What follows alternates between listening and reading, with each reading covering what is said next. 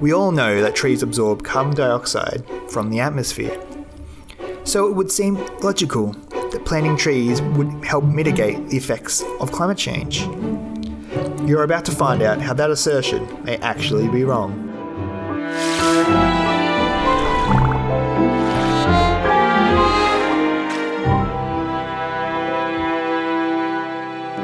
Globally, we're losing trees and vegetation to deforestation, upwards of 80,000 acres of tropical forest daily.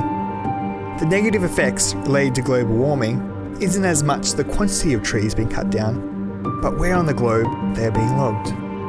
The Scientific American analysed a study from the Proceedings of National Academy of Sciences using a three-dimensional climate model, investigating clear cutting of trees in different areas of latitude: tropical, temperate, and boreal forest. What they found was forests in wet tropical areas, such as the Congo jungle or the Amazon, have a net cooling effect. Forests in temperate areas, such as most of New Zealand and Tasmania, had a net neutral effect. But dry, boreal forests in the Arctic and subarctic regions, such as Canada and Russia, actually had a net negative effect on global warming. Okay, so we have a boreal forest here and a tropical forest here. Now, there are three factors to consider whether a forest is going to have a net warming or cooling effect. Now, the first being is the forest's absorption of CO2 from the atmosphere. Now, both these forests do that quite well, creating a net cooling effect. The second being is the absorption of sunlight. Now, both these forests absorb sunlight and insulate it, creating a net warming effect. The third being is the evapotranspiration effect. Now, in tropical forests, the soil is usually quite wet. This helps invoke the evapotranspiration effect, which creates a low-lying cloud just above the canopy. Now, this low-lying cloud helps reflect sunlight back up to space, and as a result, the forest has a net cooling effect. In boreal forests, there's usually snow on the ground, at least for most of the year. Now, this snow mitigates water evaporation, causing poor formation of clouds. That, coupled with the absorption of sunlight, completely mitigates any positive effect from the absorption of carbon from the atmosphere.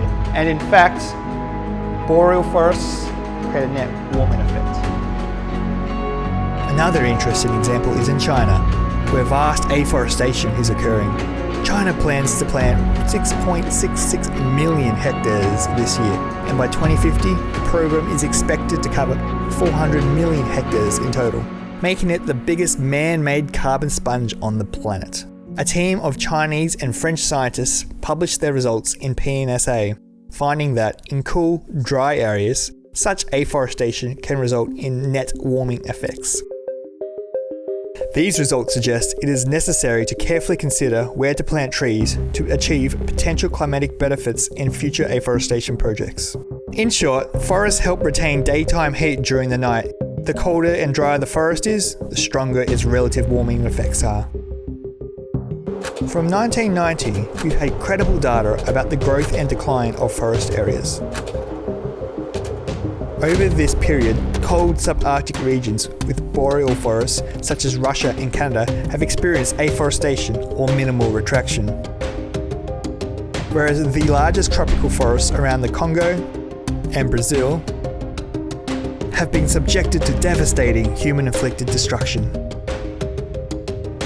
This is why you'll often hear about deforestation being linked to exacerbating global warming. The forests that are contributing to warming the environment are growing, and the forests that help mitigate global warming are still being subjected to callous deforestation.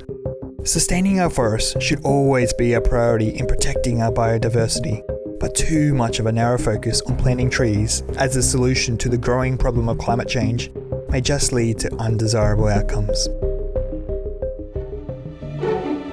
So before you carbon offset your next flight, maybe you should see where they're planting their trees.